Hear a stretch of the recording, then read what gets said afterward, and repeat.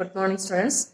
In the previous classes, we have discussed about reflection of light and image formed by spherical mirrors. That all we have discussed. And the next portion it is refraction of light. So this phenomenon also you have studied in 8th class. So again, what is refraction we can see. Refraction is the bending or change in direction of light when it travels from one medium to another. So that phenomenon is called refraction of light. When the light travel from one medium to another. So the light should be enter from one medium to another obliquely. Obliquely means not straight. On slanting position, if light will be entered to the another medium, then the direction of the light will be changed.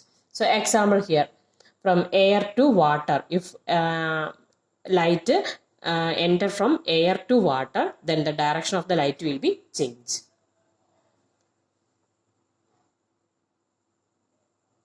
One example we can see here. Refraction causes the pencil to appear closer to the surface than it actually is. So see here, if you will see the pencil which is immersed in the water, we feel that the position of the pencil will be here. Actually, the actual position is here, but we feel that the position of the pencil is here. So that position is called apparent position. Okay, here it is given apparent depth. So position of that pencil is called apparent position, and this is the actual depth or actual position of the pencil. So because of the refraction of light, we feel that the position it is displaced. So see here, the light rays from the pencil that will be travel from water to air. So when it comes out from water, the light rays will be bent towards our eyes.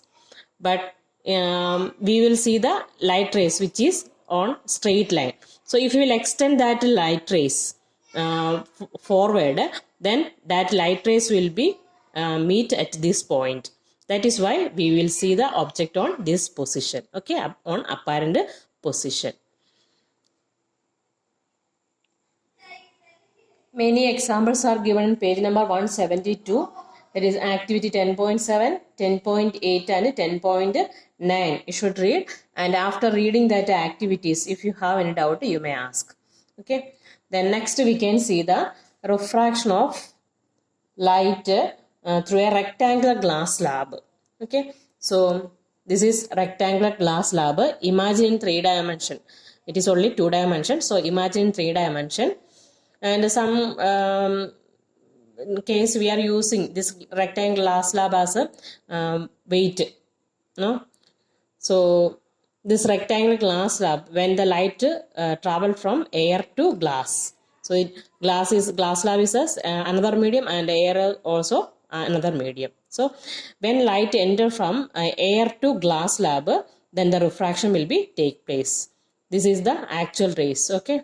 So incident ray, see incident ray, it is the direction of incident ray. The light falls on the into the glass slab obliquely, not straight. It is straight. Okay. So obliquely, then the light rays. It is a glass is a denser medium. Density is more. No. So it will be bent. The direction will be changed. According to the density, the direction will be changed. So it bend towards the normal. It is the normal. So it is towards the normal. Then so this ray is called refracted ray. Okay, refracted ray. It is incident ray, and this ray is called refracted ray. Then again, the light rays that comes out from glass to air. So here density is more and air is less denser than glass. So it will be bent away from the normal. Okay.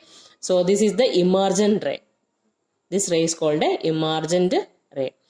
And if there is no refraction take place, see here the light rays that will be, it is imaginary ray. Okay. That won't be happen. So this is the position of light rays. Incident ray comes out from the glass slab if there is no refraction take place. But see here, the emergent ray and incident ray, that will be parallel. Okay, that will be parallel. And here also angle will be formed. This angle angle between incident ray and normal, that is called the angle of incidence. Then normal and refracted ray, that is called the angle of refraction. So this is the emergent ray. There also angle will be formed between normal and emergent ray, that is called the angle of emergence.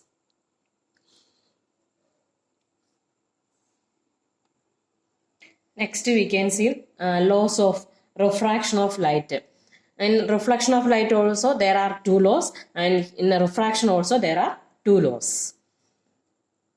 So laws of refraction. First law, it is the same as a reflection of light. The incident ray, refracted ray and normal at the point of incidence all lie on the same plane. That is first law. And second law also known as Snell's law. Okay. Second law of refraction also known as Snell's law. That is, when light travel from first medium to the second medium, the ratio of the sine of the angle of incidence to the sine of the angle of refraction is a constant called the refractive index. That is the second second law of refraction. Okay, you know sine theta, cos theta, this all you are studying in maths, you know. So same as here, sine of angle of incidence. So the letter which we are used to denote angle of incidence, that is I, small letter I. So sine I upon then sine of the angle of refraction. Refraction, that also R, small letter R. So sine, see here I, angle of incidence, that is I, and here small letter R. So sine of I upon sine of R, that is equal to a constant. So that constant also known as refractive index of that medium. We can see that. See here, the ratio of the sine I to sine R is constant. We can, that is sine I upon sine R equal to a constant, and this constant is called a it is a refractive index of that medium. Okay, and this law, second law, also known as Snell's law. Next we can see absolute refractive index. So absolute refractive index, before that we should know, I told that refractive index we can calculate by taking the ratio of sine of I and the sine of R. There angle of incidence and angle of refractions are given. And in case of if speed of light in different medium, both mediums are given, then we can calculate refractive index using this formula. Refractive index of the medium 2 with respect to medium 1.